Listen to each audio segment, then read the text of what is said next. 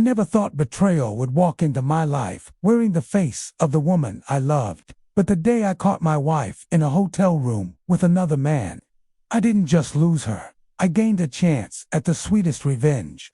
And you won't believe who I took on vacation afterward. My name is Daniel. I'm 35, and I live in Houston, Texas. I work as a financial consultant, a career that keeps me busy, but also provides stability and comfort. I had been married to Melissa, my wife of 6 years, who was 33 at the time. To anyone looking from the outside, we seemed like the perfect couple.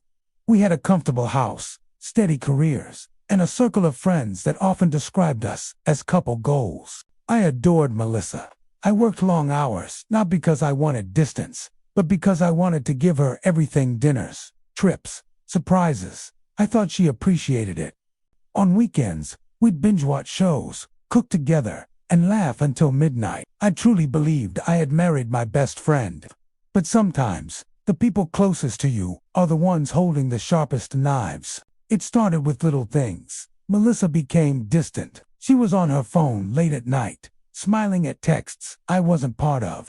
She suddenly cared about dressing up more often, even just for errands. When I asked her who she was meeting for brunch, or why she was staying late at work, her answers were vague. I wanted to trust her. Love blinds you like that. You make excuses for the red flags because admitting the truth feels like ripping your own heart out. Then, there were whispers among friends. A mutual friend once slipped, saying she saw Melissa downtown when Melissa had told me she was at her mom's.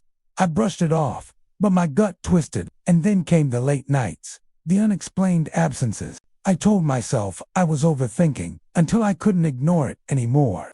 One Friday, Melissa told me she had a girls' night out, but my instincts screamed at me. Something inside me refused to let it slide. So, I followed her. I trailed her car across town, heart pounding, palms sweating. She pulled into a hotel parking lot, not a restaurant, not a friend's house, a hotel. I sat in my car, frozen, watching as she stepped out. And then, a man appeared, someone I recognized immediately. His name was Greg.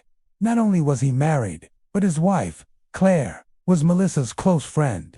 I saw them kiss before walking into the lobby together. That moment shattered me. My chest burned, my hands shook, and my world collapsed. Melissa, the woman I gave everything to, had chosen lies over love. But as the shock faded, something else sparked inside me, not just anger, but clarity. I didn't storm in. I didn't cause a scene. No. My revenge would be quiet, sharp, and unforgettable. The next day, I reached out to Claire, Greg's wife. I gently told her everything, showing her the proof photos, times, places. She cried, but through her tears, there was also anger. And in that anger, we found an unexpected bond. We decided to flip the script. Instead of being the victims, we'd show them what losing us really meant. So, we booked a trip together, a week-long vacation to Mexico.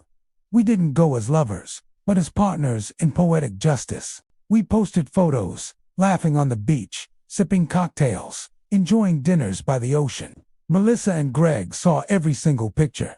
The messages flooded in, Melissa begging for explanations, Greg furious at Claire. But we didn't answer. We let the silence burn louder than words.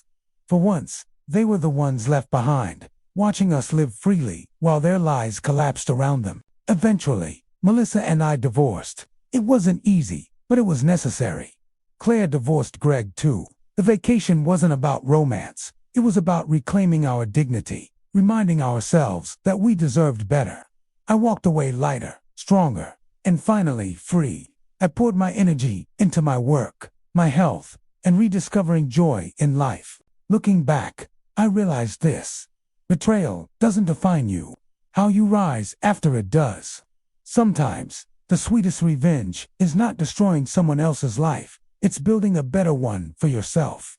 So if you're listening to this and you've been betrayed, remember, your worth doesn't decrease because someone couldn't see it. Let them live in the mess they created while you walk toward freedom. Subscribe to SilkMirror for more stories where betrayal meets poetic justice.